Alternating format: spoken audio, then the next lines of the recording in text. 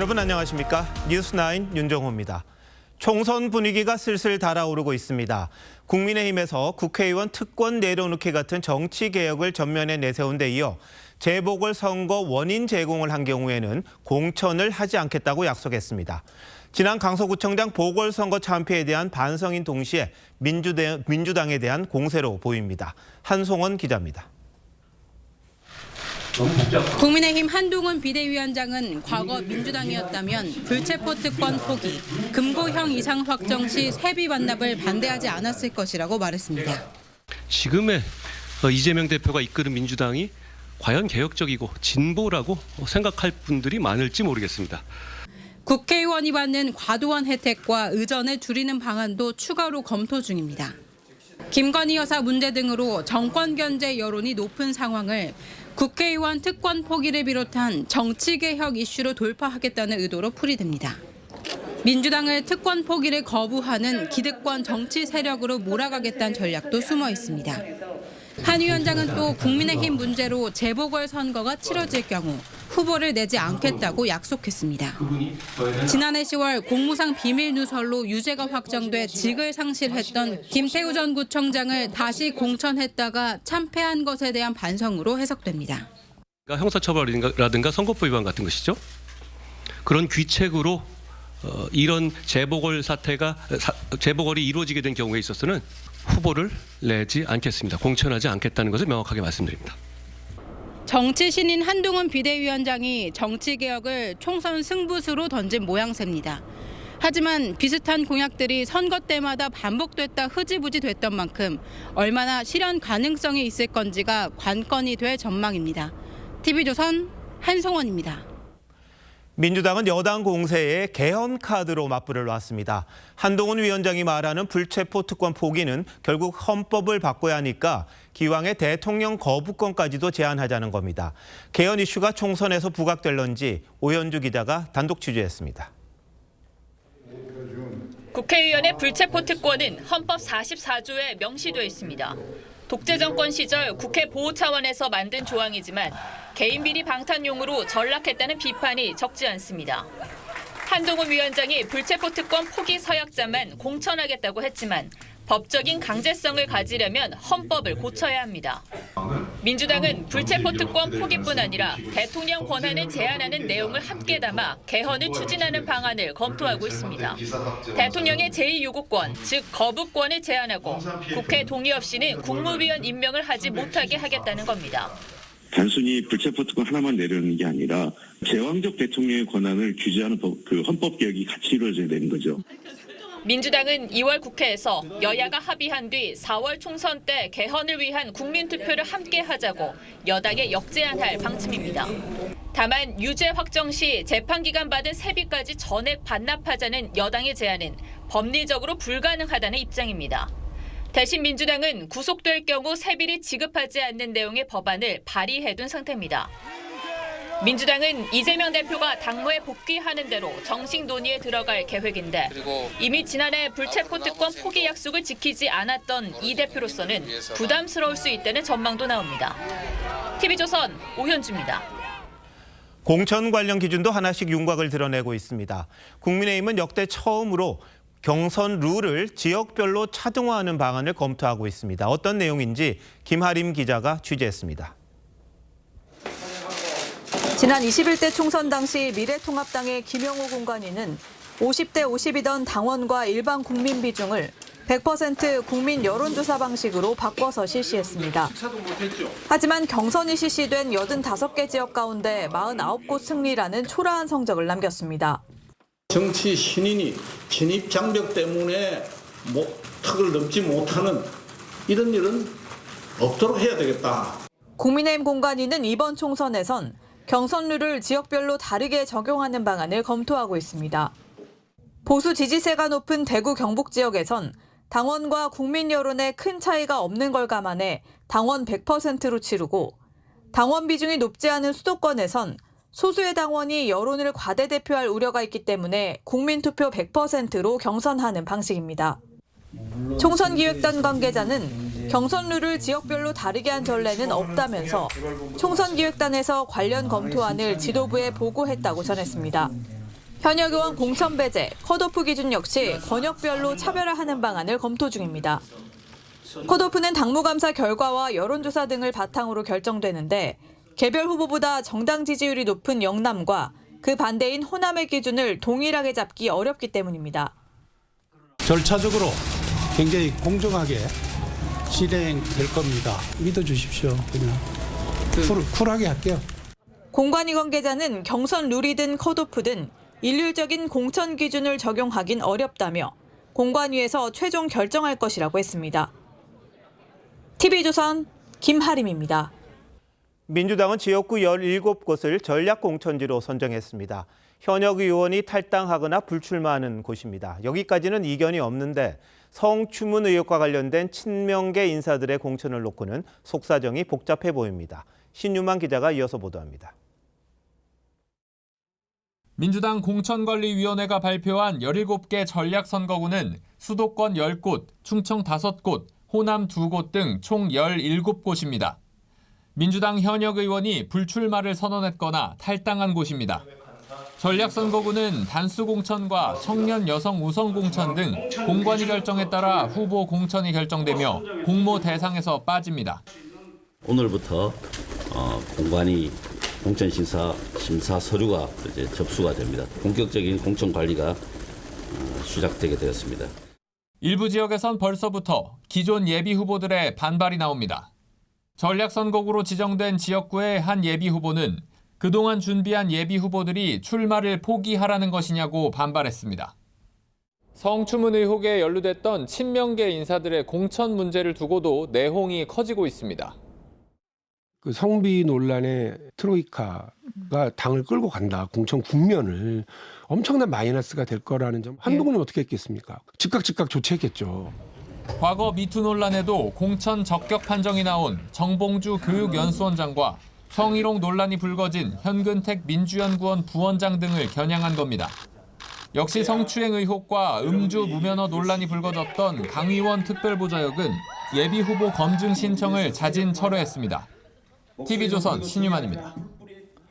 제3지대 움직임도 빨라지고 있습니다. 이낙연, 이준석 전직 당대표를 비롯한 탈당파 그룹들이 몸집을 불리며 통합의 목소리를 내는 한편 기본소득당 등은 민주당의 비례연합 구성을 제안했습니다. 어떤 뜻인지 이광희 기자가 전합니다. 신경민, 최은열 전 의원과 최성전 고양시장 등 5명이 민주당을 탈당하고 이낙연 신당 합류를 선언했습니다. 여당은 여당대로, 야당은 야당대로 괴이한 침묵과 때로는 이해할 수 없는 괴이한 소란이 왔다 갔다 하고 있습니다. 금태섭 신당에 합류한 유효정 의원도 정의당을 탈당하며 비례대표 의원직을 내려놨습니다. 정의당이 민주당의 도움 없이는 살아남을 수 없는 정당으로 몰락해가는 걸 참을 수가 없습니다. 박원석 전 의원을 비롯한 정의당 출신 7명도 탈당해 원칙과 상식이 만든 미래대연합에 합류했습니다. 빅텐트를 구상 중인 미래대연합은 제3지대 통합을 내달 설 연휴 전에 마무리하겠다고 했지만 두만강가에서 매일 저녁 기다리고 있을 테니까 후레쉬 깜빡거려라 건너갈게 그러고 있는데 이준석 전 대표는 설 전 통합엔 빠르다고 생각한다며 부정적 견해를 밝혔습니다. 이런 상황에서 야 군소정당이 모인 개혁연합은 민주당의 비례연합을 제안했습니다. 이준석, 이낙연, 전직 거대 양당 대표들의 빅텐트는 제2의 안철수식 중도 정치로 끝날 것이 분명합니다. 야권 군소정당 연합의 주장은 현행 준연동형 비례제를 유지해 비례 후보를 단일화하자는 겁니다. 하지만 민주당 지도부에선 여전히 병립형 회귀 주장이 적지 않아 이재명 대표가 복귀한 뒤에 정리될 가능성이 높습니다. TV조선 이광희입니다. 불체포 특권 말고도 국회의원 개개인에게 주어지는 특권은 한두 가지가 아닙니다. 대표적인 게 국회의원이 받는 세비인데요. 정말 많이 받는 건지, 매번 반납한다면서 약속은 왜 안 지키는 건지 한번 따져보도록 하겠습니다. 자, 홍영 기자, 국회의원 세비 구체적으로 얼마나 되는 겁니까? 네, 지난해 국회의원들이 받아간 수당을 보면 우선 다달이 766만 원을 받았습니다. 여기에 경비로 400만 원가량을 또 받는데요.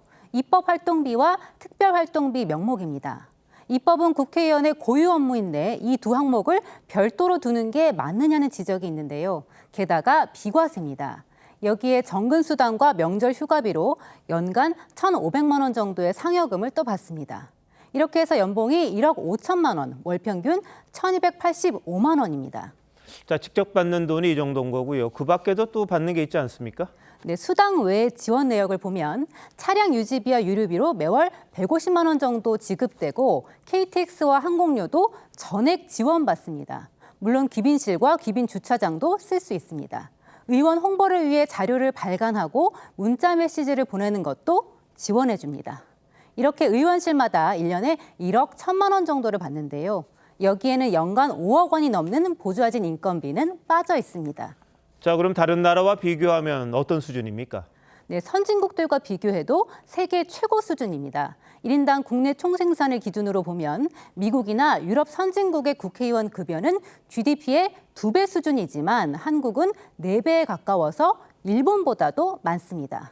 무엇보다 국회의원 스스로 세비를 결정하는 구조가 문제입니다.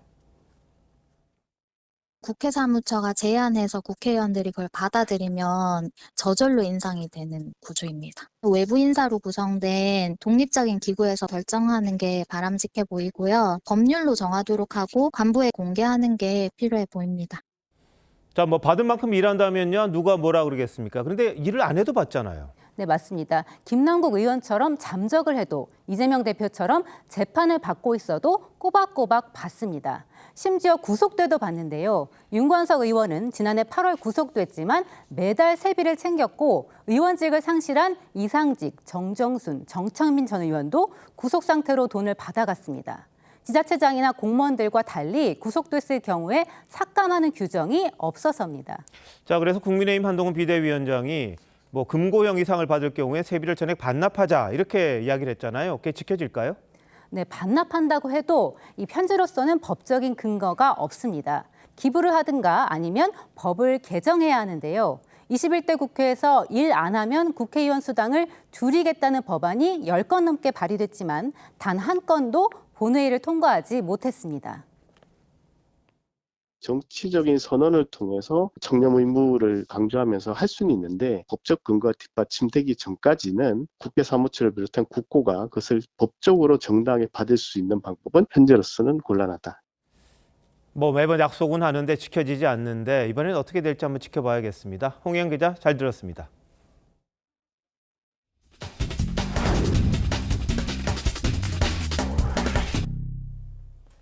정치부 기자들의 현장 취재를 통해 22대 총선 격전지를 분석해드리는 순서. 오늘은 북한강을 끼고 있는 남양주의 남부, 남양주 병입니다. 친명계로 꼽히는 민주당 현역 김용민 의원과 이재명 대표와 재난지원금 문제 등으로 대립하다 탈당했던 조광한 전 남양주시장과의 대결 가능성이 눈길을 끄는 곳이기도 합니다. 최민식 기자가 다녀왔습니다. 8년 전 20대 총선 때 새로 만들어진 남양주병은 남양주 갑가을을 쪼개서 만든 지역구입니다. 지역에서 3대 이상 뿌리를 내리고 살아온 중장년층이 많아 남양주에서 상대적으로 보수세가 강하다는 평가를 받습니다. 하지만 다산 신도시가 들어서면서 2030 인구가 늘어 표심에도 변화가 생겼다는 게 지역 전가의 분석입니다. 신도시가 건설되면서 이곳 다산 1, 2동에 있는 인구는 빠르게 증가해 13만 7천 명을 돌파했습니다. 남양주 병에 있는 나머지 6개 동에 있는 인구를 모두 합한 것보다 많아졌습니다. 주민들은 서울로 이어지는 접근성 개선이 필수적이라며 교통 문제 해결을 가장 큰 지역 이슈로 꼽았습니다. 6호선 문제나 뭐 9호선 문제, GTX-A 이런 문제, 교통 문제를 좀 잘 해결해 줬으면 좋겠고. 정권 견제와 야당 심판에 대한 평가나 바람은 엇갈렸습니다. 운동권은 좀 이제 그만 사양해야 되겠어요. 좀 우리나라 민주주의도 점잖게. 같이 있던 동료들을 갖다가 뭐 고위직에 앉히고 그러는 게 보면 굉장히 정말 좋지는 않습니다. 아직은 관망세라고 답한 주민들도 적지 않았습니다. 어떤 후보를 낼지 지켜보고 결정하겠다는 겁니다. 양당이 하는 말 모두 저에게는 와닿지 않는 것 같아서 나는 도덕성을 중요시합니다. 남양주병 지역구가 생긴 이후 2차례 치러진 총선에서 여야는 1승 1패씩 주고받았습니다. 남양주병엔 친명계인 민주당 김용민 의원이 재선에 도전합니다. 민주당을 탈당한 조광한 전 남양주시장과의 맞대결 성사 여부가 주목됩니다. 민주당 박성훈, 국민의힘 정재준, 신원철 예비후보도 도전장을 내밀었습니다. TV조선 최민식입니다. 이번 선거에선 인공지능을 활용한 선거 기법이 등장할 가능성 있습니다. 긍정적인 면도 있겠지만 AI를 이용해 자동 댓글을 달아주겠다는 제안도 있다고 합니다. 후보 입장에선 워낙 경쟁이 치열하다 보니 유권자들이 자신을 좋게 평가하는 것처럼 비치면 좋겠죠. 그런데 과거 드루킹 여론조작 사건이 떠오르는 건 왜일까요? 서영일 기자입니다. 시작 버튼을 누르자 포털 사이트 블로그에서 관련 글을 탐색한 뒤 댓글을 띄웁니다. 차기 정치 지도자 선호도 기사를 읽고 인터넷을 뒤진 뒤 인간이 쓸 법한 댓글을 단 겁니다. 양당 지도자 간 선호도 격차가 좁혀져 올해 경쟁은 더욱 뜨거워질 것이란 문장을 만드는 데 걸린 시간은 고작 0.1초였습니다. 챗GPT로 대표되는 생성형 인공지능을 활용한 댓글 AI입니다. 댓글을 잘 만드는 경우는 정말 사람처럼 댓글을 만들다 보니까 거의 사람이 하는 일을 이게 대신한다고 보면 되고요. 취재진이 SNS를 통해 정치뉴스 댓글 생성 프로그램을 만들어달라고 문의했더니 챗GPT에 연결하면 80만 원이면 가능하다는 답이 왔습니다. 선거철에 많이들 찾으신다며 20만 원을 더 내면 추적을 피해 해외 서버도 이용할 수 있다고 덧붙였습니다. 2017년 대선 전후 드루킹 일당이 킹크랩으로 댓글 공감 횟수만 조작한 것과 비교하면 여론조작 기법도 첨단화한 겁니다. 드루킹 사건 당시 법원은 사회 전체 여론을 왜곡하는 중대범죄라며 업무방해 혐의에 대해 유죄를 선고했습니다. AI를 악용할 거란 우려가 커지고 있지만 개정 선거법에는 AI 댓글 관련 조항이 없습니다. AI가 글을 썼다면은 그거는 사실 여기에는 적용은 안 되죠. 네이버는 정상적이지 않은 이용 패턴을 AI로 탐지해 조치하고 있다고 했지만 역부족일 거란 전망이 나옵니다. TV조선 서영일입니다. 푸틴 러시아 대통령이 북한을 곧 방문할 걸로 보입니다. 김정은 국무위원장의 러시아 방문에 대한 답방인데 지금 러시아를 방문 중인 최선희 외무상이 방북 일정을 논의할 가능성이 큽니다. 양국 사이에 어떤 논의가 있을지 이정민 기자가 알아봤습니다. 푸틴 러시아 대통령이 조만간 방북하길 바란다고 러시아가 공식 발표했습니다. Мы надеемся, что такой визит состоится, что президент России посетит в обозримом будущем. Сроки такого визита будут. 그러면서 북한은 가장 가까운 이웃이고 모든 분야에서 관계를 발전시키려 한다고 했습니다. 푸틴 대통령은 지난해 9월 러시아에서 열린 정상회담에서 김정은 위원장의 초청을 수락한 바 있습니다. 예견된 답방 성격이지만 공교롭게도 북한의 탄도미사일 발사에 맞춰 나왔다는 분석도 나옵니다. 당시 푸틴은 우주기지를 소개하며 군사협력을 약속했습니다. Напомню, что именно наша страна была первой, кто признал суверенное независимое государство Корейскую Народно-Демократическую Республику. 호주 강국의 현 주소와 앞날에 대해서 우리가 더 깊이 이해할 수 있는 그런 기회를 주신 데 대해서 영광으로 생각합니다. 이번 발표는 북한 최선희 외무상이 17일까지 러시아를 공식 방문한 가운데 나왔습니다. 내일 북러 외무장관 회담이 예정돼 있는데 러시아 측은 최 외무상과 푸틴 대통령의 만남도 배제하지 않았습니다.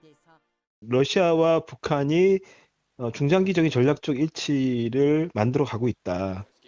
러시아는 다만 푸틴의 방북 날짜는 외교 경로를 통해 합의한다고 밝혔습니다. TV조선 이정민입니다. 북한이 어제 올 들어 처음 미사일 도발을 했습니다. 이번엔 고체 연료를 이용한 극초음속 탄도미사일로 점점 기술적 완성도를 높여가고 있습니다. 이번 발사의 의미가 뭔지 이채림 기자가 취재했습니다. 뾰족한 탄도 모양의 미사일이 화염과 함께 솟아오릅니다. 불꽃이 비교적 선명한 액체 연료와 달리 고체 연료 발사체의 특징인 두터운 연기가 넓게 퍼집니다. 새로 개발된 다계단 대출력 고체 연료 발동기들의 믿음성을 확정하는 데 목적을 두고 진행됐습니다. 극초음속 미사일은 시속 6,120km, 마하 5 이상의 속력으로 비행하는데 북한이 시험 발사에 성공했다고 발표한 건 이번이 4번째입니다. 2021년 초 김정은이 개발을 예고한 뒤 9달 만에 첫 시험 발사에 나섰고 이듬해 1월 2차례 더 발사가 이뤄진 뒤 변칙과 회피 기동에 성공했다고 주장했습니다.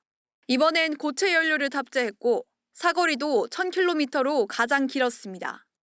고체로 바꿔서 더욱더 기습 공격력을 높이려는 하는 의도가 있다는 게 중요한 거죠. 북한은 정기적 무기 개발 활동이라고 주장했지만 정부는 유엔 안보리 결의 위반이라고 지적했습니다. 한반도의 평화와 안정을 해치는 심각하게 위협하는 명백한 도발 행위로 강력히 규탄합니다. 한미일 북핵 대표는 유선 협의를 갖고 대북 공조를 더욱 강화하기로 뜻을 모았습니다. TV조선 이채리입니다. 극초음속 미사일은 말 그대로 음속의 5배가 넘는 빠른 속도를 냅니다. 평양에서 서울을 1분이면 타격할 수 있고 좌우, 위아래로 변칙 기동도 할 수 있어 한미일 미사일 방어 체계에 큰 도전이 될 거란 우려가 나옵니다. 계속해서 차정승 기자입니다. 북한은 2년 전 1단 로켓에 보조 엔진 4개를 단 극초음속 미사일을 발사했지만 이번엔 고체 연료와 2단 로켓으로 설계해 사거리와 기동성을 높였습니다. 극초음속 미사일은 다른 탄도미사일처럼 포물선을 그리며 올라가지만 고도 30에서 70km의 낮은 고도에서 마하 5 이상의 속도로 수평으로 날아갑니다. 최고 속도는 마하 10까지 가능한데 탄두부가 분리되면 표적을 향해 좌우나 위아래로 변칙 기동을 하는 게 특징입니다. 평양에서 1분 남짓이면 서울까지 날아와 초음속 미사일이 아닌 이상 요격이 어렵고 북한이 기존 장사정포나 탄도미사일을 섞어서 쏠 경우 한미일 방어망이 교란될 우려도 있습니다. 속고수 형태로 수직 수평의 다차원적 공격을 감행한다면 미국 괌의 미사일 방어에 아주 심각한 도전이 될 수 있다. 현재로선 극초음속 미사일 방어가 어려운 킬체인 등 한국형 삼축 체계를 보강할 대비책이 필요하다는 지적이 나옵니다. TV조선 차정승입니다. 남북관계 외에도 우리가 예의주시해야 할 게 하나 더 있습니다. 이 반중 노선이 뚜렷한 대만 라이칭더의 총통 당선으로 동북아 긴장이 고조될 것으로 전망되고 있죠. 오늘 라이 당선인이 첫 대회 일정으로 미국 대표단을 만났습니다. 중국은 라이 당선인과 미국에 경고 메시지를 보냈고 대만 주변에서 군사적 압박도 이어갔습니다. 현재 나가 있는 취재기자 연결합니다. 자, 황정민 기자, 미국 대표단이 당선인을 만났죠. 네, 미국 대표단은 오늘 오전 차이잉원 총통을 예방한 뒤 곧바로 라이칭더 당선인과도 만났습니다. 이 대표단은 오바마와 부시 행정부에서 고위직을 지낸 인사들입니다.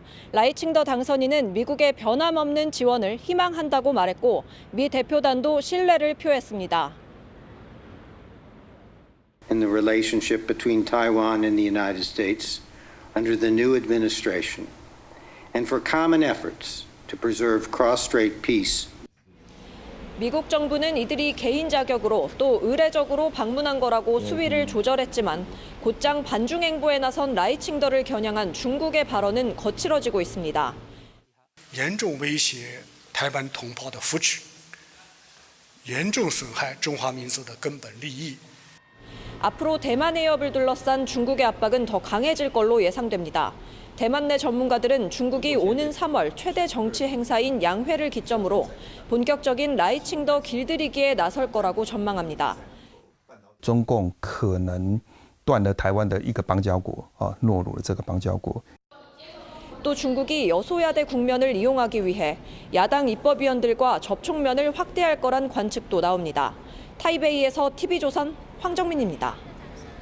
미국에서는 대선 레이스에 막이 올랐습니다. 먼저 공화당 대선 후보를 뽑는 첫 경선이 아이오와주에서 시작되는데 이 지역 경선은 민심 풍향계로 불리며 상징성이 매우 큽니다. 특히 현재 공화당 내 대선 유력 후보로 거론되는 트럼프 전 대통령이 대세론을 굳힐지에 관심이 쏠리는데요. 신은석 기자가 전망해봤습니다. 아이오와 당원대회를 하루 앞두고 트럼프 전 대통령은 헤일리 전 유엔 대사를 견제했습니다. She's got Democrats financing her in New Hampshire. 자신이 북한 김정은과 잘 지냈다는 점도 불쑥 자랑하며 미국이 안전했다고 강조했습니다. 헤일리는 미국의 외교 정책을 비판하며 새 출발을 다짐했습니다. We've got a war in the Middle East. You've got North Korea testing intercontinental ballistic missiles that can reach the U.S. 디센티스 주지사는 자신은 약체로서 경주를 해왔다며 자신감을 드러냈습니다. Donald Trump is running for his issues. Haley's running for the donors' issues. I'm running for your issues. 이번 선거는 트럼프 대세론 굳히기일지 2위 후보와의 추격전일지 가늠자가 될 전망입니다. 백인이 90%인 아이오와에서 트럼프는 48%의 지지를 받아 20%인 헤일리와 16%를 얻은 디센티스를 여유 있게 앞서고 있습니다. 다만 헤일리가 상승세를 타고 있다는 점과 체감온도 영하 30도 안팎의 북극 한파가 변수로 떠올랐습니다. TV조선 신은서입니다. 오는 3월 말 GTX A 노선이 개통되죠. 경기 동탄역과 서울 수서역을 19분 만에 주파하는 교통혁명이 시작될 거라는 전망이 나옵니다. 지하 40m 깊이의 터널을 만든 덕분인데요. 그렇다 보니까 승객들이 역사 출입구부터 열차를 타는 곳까지 이동 시간이 길어지게 됐습니다. 이동 시간 감축 효과가 떨어지는 건 아닌지 또 우려되는 점은 없는지 정수현 기자가 현장을 둘러봤습니다. 경기도 화성시 동탄역입니다. 동탄역 지상에서 GTX 승강장까지 얼마나 걸리는지 직접 한번 가보겠습니다. 네, 지하 6층에 있는 승강장까지 에스컬레이터를 6번 타고 4분 40초 넘게 걸렸습니다. GTX 승강장은 지하철보다 깊은 지하 40m에 있어 이동 시간이 오래 걸리는 겁니다. 혼잡한 출퇴근 시간에는 에스컬레이터에 사람이 몰리면서 수석까지 19분 만에 주파하는 효과가 상쇄될 우려도 있습니다. 이제 그 에스컬레이터를 한 4-5번을 타야 되거든요. 나이 드신 분들은 많이 불편하고 힘드실 것 같다는 생각이 들어요. 편도 4,450원, 왕복 10,000원에 달할 것으로 예상되는 요금도 문제입니다. 국토부는 아직 정해진 게 없다지만 이대로라면 3,000원인 광역버스 요금보다 50% 가까이 비쌉니다. 그 4,000원이라는 비용이 누구한테는 또 클 수도 있거든요. 더 합리적인 선택을 할 수 있게끔 좀 조절이 잘 됐으면 좋겠다. 2028년 삼성역이 완공돼야 GTX-A가 완전 개통되는데 이마저도 불투명합니다. 삼성역 정거장을 건설할 시공사 선정이 1년째 제자리 걸음이기 때문입니다. 서울시는 최근 사업비를 증액해 4차 입찰을 진행했지만 단 한 곳도 응하지 않았습니다. TV조선 정수양입니다. 재건축 아파트 가격이 고공행진을 하면서 아파트 상가 지분을 사서 입주권을 받는 꼼수 투자가 성행했죠. 앞으로는 이런 꼼수를 부렸다가는 어떻게 되는지 정은혜 기자가 취재했습니다. 지난해 초 재건축의 첫 관문인 안전진단을 통과한 서울 송파구의 한 아파트 단지. 2020년만 해도 41명이었던 상가 소유자가 지난해 9월 118명으로 늘었습니다. 모두 상가의 지분을 쪼개 사들인 투자자들입니다. 그동안은 상가 지분을 3.3제곱미터만 갖고 있어도 분양권을 받을 수 있었다 보니 한 점포의 지분을 여러 명이 나눠 갖는 편법이 성행한 겁니다. 말도 안 되는 평수를 가진 사람들이 득세할 수 있는 그런 여지를 만들어줬다는 것에 대해서 조합원들은 불만이죠. 10억짜리 갖고 있으나 5억짜리 갖고 있으나 입주권은 하나 나오잖아요. 근데 20억짜리를 4개를 쪼개서 4명한테 팔면 입주권이 4개 나올 거 아닙니까? 앞으로는 상가 지분 소유자는 아파트 입주권을 받지 못합니다. 국회가 관련법을 통과시켜 상가 지분 쪼개기에 대해선 현금 청산할 수 있는 근거를 마련한 겁니다. 상가에 투기 세력이 몰려서 이제 조합원 수가 늘어나고 추가 분담금이 늘어날 수밖에 없는 구조였는데 개선이 기대됩니다. 이와 함께 재건축 시공사 선정 과정에서 상품권이나 현금 등 뇌물을 뿌린 건설사는 2년 동안 입찰 참가를 제한받게 됩니다. TV조선 정은혜입니다.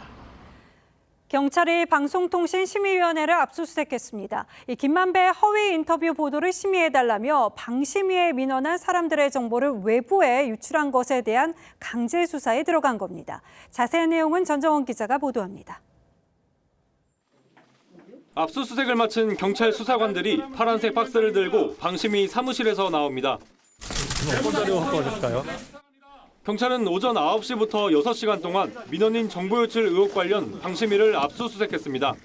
방심위에 민원을 제기한 사람들의 정보가 언론에 유출된 데 대한 강제 수사입니다.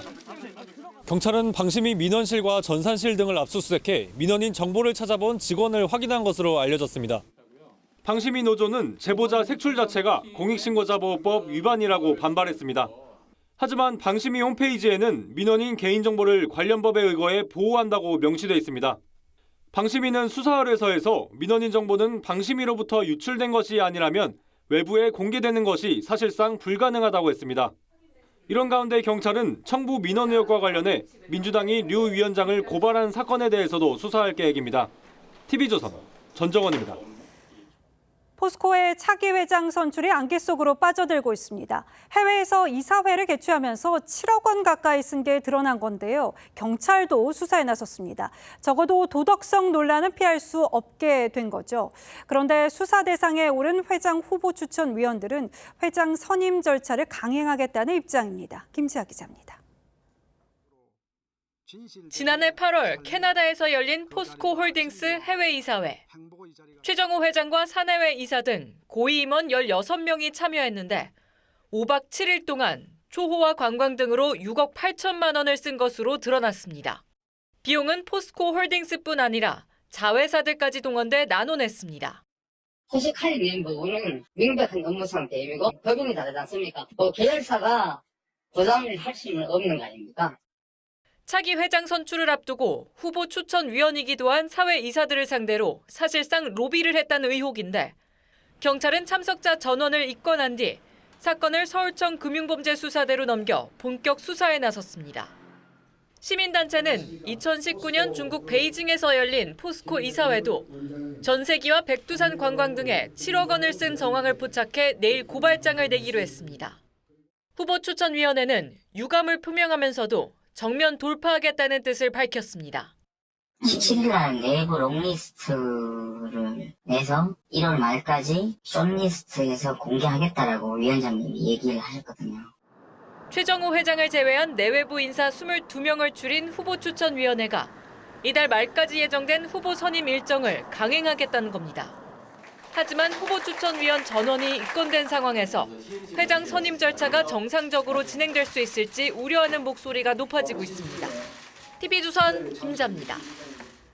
어젯밤 세종시의 한 아파트에서 불이 나 일가족 3명이 중화상을 입었습니다. 주민들은 지진이 난 줄 알았다고 전했습니다. 이승훈 기자입니다.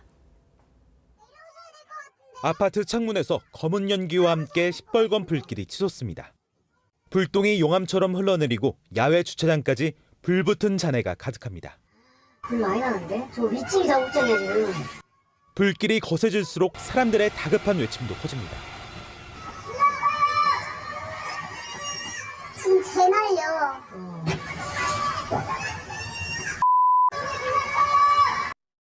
어젯밤 11시쯤 세종시 한솔동의 한 아파트 7층에서 불이 났습니다.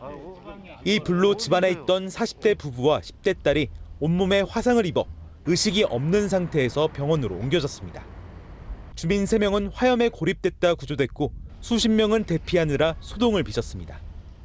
자려고 하는데 뭐가 쾅쾅쾅 하면서 그 진동이 지진처럼 너무 심한 소리와 함께 갑자기 뒤를 보니까 불이 확 타올라가지고 경찰과 소방당국은 폭발음과 함께 불이 났다는 목격자들의 공통된 진술과 집안에서 기름통이 발견된 점을 토대로 화재 원인을 조사하고 있습니다. 제일 많이 탄 곳이 지금 뭐 작은방이라고 하는데 지금 발화주점 같은 경우도 지금 특정이 된 건 아니죠. 방화인지 여러 가지 가능성을. 경찰과 소방당국은 자세한 화재 원인 조사를 위해 합동감식을 벌였습니다. TV조선 이소은입니다.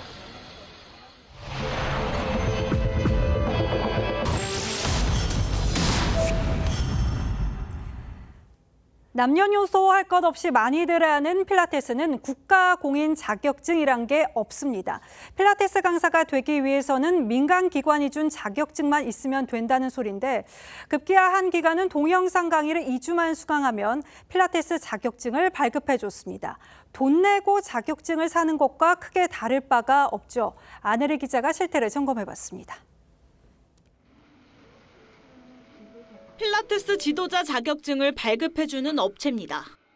온라인 강의 1, 2주만 받으면 자격증을 딸 수 있다고 홍보합니다. 당장 오늘 내일 일주일 안에 다 보셔서 이력서 내고 취업을 하신 다음에 나머지를 보면서 가르치는 분들도 계세요. 자격증 견본을 꺼내 보이며 230만 원에서 660만 원을 내면 대학 평생교육원 직인도 넣어줄 수 있다고 했습니다. 본인들이 영상으로 경찰도 영상으로 열었대요. 그러면 총장 명의로 받을 수 있어요. 명칭별로 자격증을 받을 수 있습니다.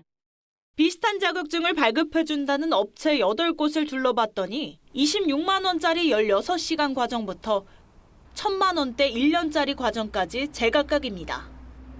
국가공인이 없어서 사업자 신고만 하면 누구나 자격증을 내줄 수 있기 때문입니다. 현재 국내 등록된 필라테스 민간 자격증은 1,200여 종. 발급기관으로 신고된 민간 업체만 940곳으로 10년 전보다 40배 이상 늘었습니다. 속성으로 자격증을 딴 지도자한테 배우다 오히려 부상을 당했다는 경우도 있습니다. 자고 일어나는데 쇄골까지 아프더라고요. 그래서 뭐 어깨 근육 쪽에 약간 상처가 난 것 같다 이렇게. 억지로 좀 더 내려가라고 계속 반복하다 보니까 이제 허리가 좀 무리가 가서. 전문가들은 필라테스 자격증 검증을 강화해야 한다고 조언합니다. 필라테스 강사를 교육하는 시스템의 표준화 정도는 국가에서 제시해야 되지 않나. 주무부처인 문체부는 민간 자격증 수가 너무 많다 보니 전수 관리에 힘든 면이 있다며 적극 모니터링해서 시정 조치하겠다고 했습니다. 소비자 탐사대 안혜리입니다. 경기 남부에 세계 최대 규모의 반도체 클러스터가 들어섭니다. 정부는 20여 년간 1년치 나라 예산에 맞먹는 600조 원 이상을 투입해 300만 개가 넘는 일자리를 만들어낸다는 계획입니다. 유혜림 기자입니다. 오늘 세 번째로 열린 민생 토론회에서 정부가 경기 남부에 세계 최대 규모의 반도체 메가 클러스터를 조성하겠다고 발표했습니다. 삼성전자와 SK하이닉스가 용인, 평택, 기흥에 2047년까지 622조 원을 투자해 총 37개의 제조 공장을 갖춘 반도체 단지를 만듭니다. 완공되면 여의도 면적의 7배가 넘는 총 2,102만 제곱미터의 부지에서 매달 770만 장의 웨이퍼를 만들어 크기와 생산량 모두 세계 최대 규모가 될 전망입니다. 정부는 반도체 단지 건설로 650조 원 규모의 생산이 일어나고 346만 개의 일자리가 만들어질 것으로 내다봤습니다. 반도체 기업의 투자가 확대되면 관련 생태계 전체 기업의 수익과 일자리가 엄청나게 늘어나고 국가 세수도 늘어나게 되는 겁니다. 윤 대통령은 최대 25%인 반도체 투자 세액 공제 기간을 늘리는 등 아낌없는 지원으로 세계 반도체 산업의 주도권을 확보해 민생을 살찌우겠다고 밝혔습니다. 토론회에 참석한 반도체 산업 관계자들은 유능한 이공계 인재들이 올 수 있도록 적극 지원해야 한다고 호소했습니다. 현장에서는 아직도 인력이 부족하다는 얘기가 많이 나옵니다. 자신의 꿈을 펼칠 수 있는 그런 현장을 만들어주시면 좋겠습니다. 정부는 판교, 수원, 평택을 연구개발과 교육 거점으로 정해 반도체 특성화 대학을 2배 이상 늘리고 해외 인재도 적극 유치할 계획입니다. TV조선 유혜림입니다. 사업장에서 인명피해가 날 경우 사업주를 처벌하는 중대재해처벌법이 오는 27일부터 50인 미만 사업장에도 적용이 됩니다. 영세업체들은 근로자 보호라는 법 취지에는 공감하지만 한숨이 절로 난다고 합니다. 왜 그런지 송민성 기자가 찾아가 봤습니다. 인천의 한 도금 공장. 금속 배지를 뜨거운 액체에 담급니다. 인력은 외국인 근로자와 사장을 포함해 모두 10명. 당장 2주 뒤 공장 문을 닫게 되진 않을까 걱정입니다. 인명피해 발생 시 사업주가 처벌받는 중대재해처벌법이 시행되기 때문인데 이 경우 일손 하나가 아쉬운 영세 사업장은 휘청이게 됩니다. 대표가 투입돼서 현장에서 일을 해야 되는 부분인데 너무 현실과는 안 맞는 것 같고 그렇게 되면 사업장을 닫아야 되는 상황이 생기지 않을까 싶어요. 인근의 화장품 공장도 사정은 마찬가지. 지난 2년간 50인 미만 사업장에 한해 유예됐던 이 법이 적용될 경우 당장 안전 관련 설비와 안전관리 인력을 갖춰야 합니다. 이곳 공장에선 직원 20여 명이 돌아가며 근무하고 있어 안전관리 인력을 따로 뽑을 여력은 없는 상황입니다. 안전관리 지원자도 거의 없다는 게 업계 얘기입니다. 안전관리자들이 다 대기업에 가 있어요. 거기는 부수도 세고 그리고 모든 4대 보험이라도 모든 게 다 적용을 받기 때문에 들어오려고 하지도 않고 그 여력도 안 됩니다. 이정식 고용노동부 장관은 영세 사업장과 근로자에게 피해가 없도록 유예 기간을 추가로 연장하는 개정안 처리를 거듭 촉구했습니다. TV조선 송민선입니다. 아이슬란드에서 약 한 달 만에 화산이 또 폭발했습니다. 용암이 쏟아져 들어오면서 방어벽과 주택이 순식간에 잿더미가 될 정도였는데요. 다행히 인명피해는 없었습니다. 이정현 기자입니다. 시뻘건 용암이 솟구칩니다. 흘러나온 용암은 마을에 설치된 방어장벽을 무너뜨리고 순식간에 마을을 집어삼킵니다. 현지 시간 14일 오전 8시쯤 아이슬란드 남서부 그린다비크 인근에서 화산이 폭발했습니다. 약 한 달 만에 또 폭발한 겁니다. I'm very sad at the moment. It's very difficult to see all these people who will lose their house probably very soon. 마을 인근이었지만 주민들은 미리 대피해 인명피해는 없었습니다. 이번 폭발로 용암은 50m 높이까지 치솟았고 지면엔 1km 길이의 균열이 생겼습니다. 이 지역은 지난달 18일에도 화산이 폭발해 주민 4천여 명이 대피했다 일부가 돌아온 상황이었습니다. But then we had a new fissure opening up within the town at noon, where we see lava flowing out, and it has already reached several houses in the town. 아이슬란드 정부는 국가 경보 수준을 최고 단계인 비상으로 올렸습니다. 아이슬란드는 판해 경계에 자리하고 있어 화산 활동이 활발한 지역 중 한 곳입니다. TV조선 이정현입니다. 한국 최초로 연출 사진을 시도해서 현대사진의 개척자로 불리는 작가가 있습니다.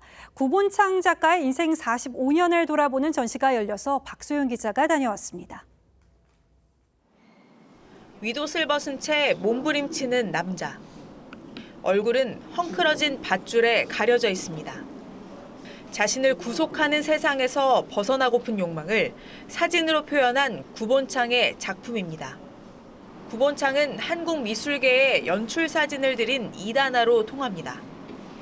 그가 사진은 있는 그대로를 찍을 뿐이라는 익숙한 명제를 뒤집자 주류 미술계는 충격에 빠졌습니다.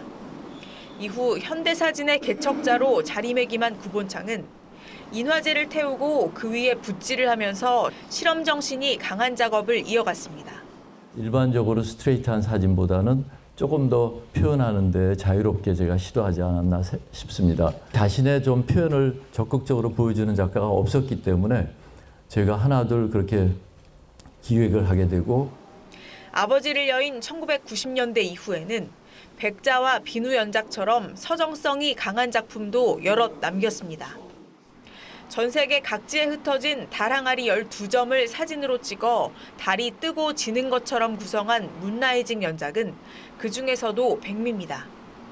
구본창의 작품과 수집품을 합해 모두 1,100여 점이 출품된 이번 전시는 서울시립미술관이 연 국내 작가의 최대 규모 개인전입니다. TV조선 박소영입니다. 세계 청소년들의 겨울축제 2024 강원 동계 청소년 올림픽 개막이 나흘 앞으로 다가왔습니다. 우리 대표팀은 100명이 넘는 대규모 선수단이 참가하는데요. 피겨스케이팅에서는 역대 최초 남녀 동반 메달의 꿈이 무르익고 있습니다. 이다솜 기자입니다. 첫 점프부터 세 바퀴 반을 회전하는 고난이도 트리플 악셀을 완벽하게 해냅니다.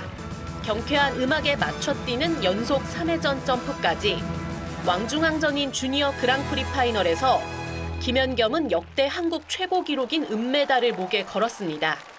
18살 피겨 샛별이지만 강한 정신력은 최고 무기입니다. 4회전 점프에서 착지 실수가 나왔지만 이어지는 트리플 악셀을 완벽하게 성공하며 가산점까지 챙긴 장면은 김연겸의 장점을 제대로 입증합니다. 잘한다라고 했을 때 가장 큰 점이 아마 트리플 악셀인 것 같은데 성공률은 좀 자신 있는 것 같습니다.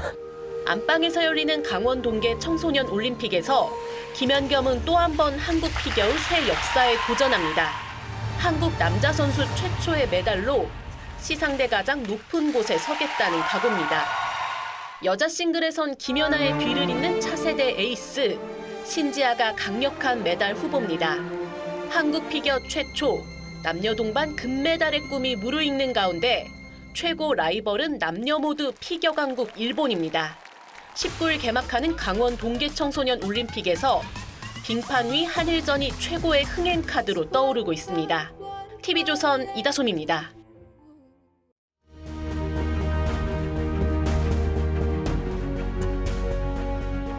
에드거 앨런 포의 추리 소설에서 경찰청장은 자신만의 수사 방식을 고집합니다.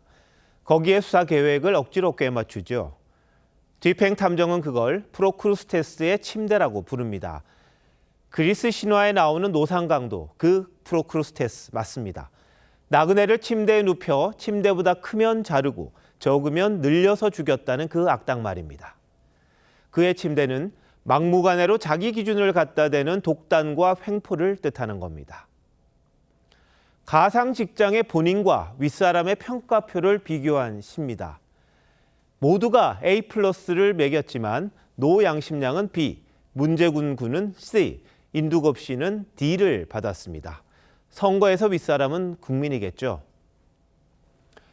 민주당이 적격 판정을 내린 총선 후보자 명단에 국민 눈높이에 어긋나는 이름이 적지 않습니다. 황운하 의원은 울산 선거 개입 사건으로 1심에서 징역 3년을 받았습니다. 재판이 3년 10달을 끌었고 이 지연된 정의 덕에 임기를 다 누리고 있습니다. 그런데 한 번 더 하라고 밀어주는 건가요? 뇌물 사건으로 기소된 노웅래 의원. 채널A 기자 사건 녹취록과 관련해 재판받는 신성식 전 수원지검장도 적격이랍니다. 걸핏하면 가짜 뉴스를 퍼뜨린 김의겸 의원, 미투 파문이 불거졌던 정봉주 전 의원까지 모두 친명계입니다. 이들을 적격이라고 하면 국민 시선 곱지 않으리라는 걸 민주당 몰랐을까요? 그런데도 이들을 탈락시키면 또 다른 문제가 불거지겠죠. 여러 재판에 넘겨진 이재명 대표는 그럼 어떻게 해야 할런지. 이 대표가 평가 기준이 된 게 아니냐는 말이 나올 수밖에 없습니다. 대선 패배 직후 민주당은 기소돼도 대표직을 지킬 수 있게 당헌을 고쳤습니다. 기소된 뒤 하급심에서 유죄가 나도 공천받을 수 있게 예외 규정도 뒀습니다. 프로크루스테스의 침대가 따로 없습니다. 이 대표는 투명한 공천 관리로 미래의 희망을 선사하자고 했습니다. 그런데 이런 심사가 희망을 줄 수 있을까요? 늘 해오던 말씀이 공허합니다. 정치는 정치인들이 하는 것 같지만 결국 국민이 하는 것입니다. 1월 15일 윤종호의 오늘 어떤 잣대였습니다.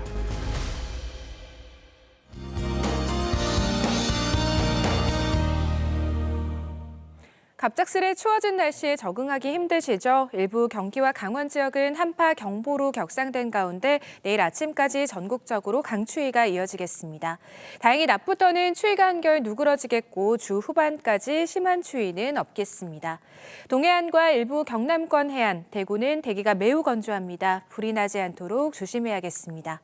내일도 공기는 쾌청하겠고 오후부터는 하늘에 구름이 많아지겠습니다. 계속해서 빙판길은 조심히 이동하셔야겠습니다. 내일 아침 경기 연천이 영하 15도, 강원 철원은 영하 13도까지 떨어지겠고요. 바람으로 체감온도는 보시는 것보다 더 낮겠습니다. 낮에는 서울과 춘천, 청주가 4도로 오늘보다 1도에서 4도가량 높겠습니다. 물결은 동해 먼 해상에서 최대 4m가 예상되고요. 동해안에 높은 너울이 밀려들겠습니다. 모레 밤부터 중부와 호남 지역에는 비나 눈이 내리겠습니다.